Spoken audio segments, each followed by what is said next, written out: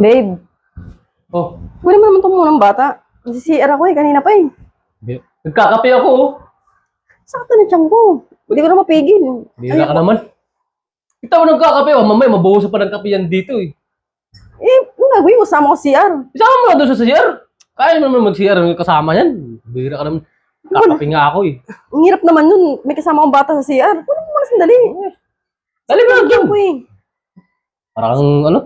Sige na. Kunin mo muna. Dali mo nga doon sa CR. Sa kape yun ibigay. Bigat-bigat niyan. Ano naman yan? Kunin mo na sandali. Nasi-CR na ako eh.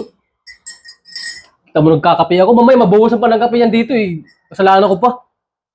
Dali mo na sa CR doon. Hindi lang. Ang bilat ng tao na to. Kakapi lang niya. Ipakunin yung bata eh.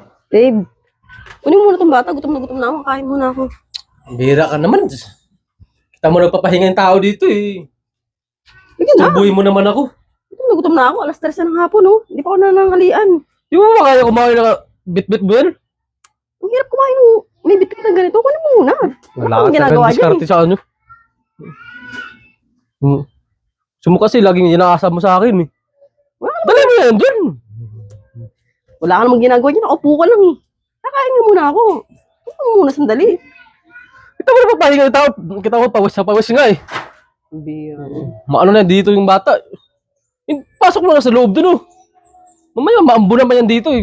Dito mo ano sa akin. Kain lang ako sandali eh. Kaya mo. Yes, pambira ka naman. Kunin mo muna kahit 5 minuto lang. Alam mo na kasi yan. Mag-usap nga tayo. Ikaw. Ikaw, matagal ko na napapansin sa'yo. Pag inutusan kita, wala ka man na sinusunod sa mga utos ko. Lagi ka na nagreklamo. Utos ka kasi yung utos eh.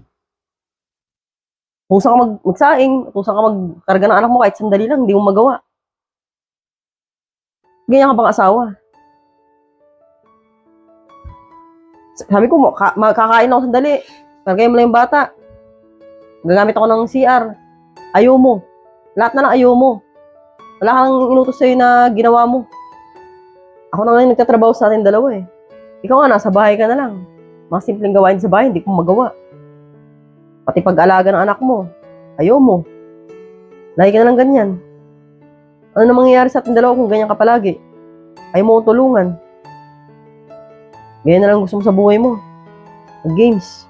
Tumambay. Pag ako naasar sa'yo, baka ibalik na lang kita sa nanay mo.